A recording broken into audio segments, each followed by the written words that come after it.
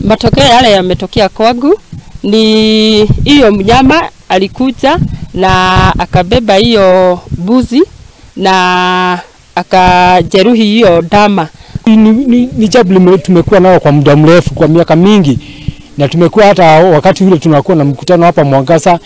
Pia kuna wakati mwingine maafisa wa KWS huwa tunawaalika, wanakuja wanaongea na wanasema bado watajaribu tu kufuata hayo maneno, lakini hakuna matunda yote tumeyaona. Sikia commotion yote huko kwa nyumba, umesikia commotion, ni chui ama fisi, usiogope kutoka nje, sawa?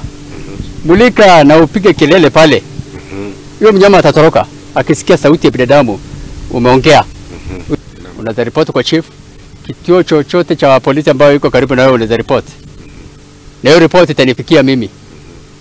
Mimi nilikuja kwa ground niweze kudhibitisha ni kweli huyu mwadhiriwa amepata shida kwa sababu ya hii na hii.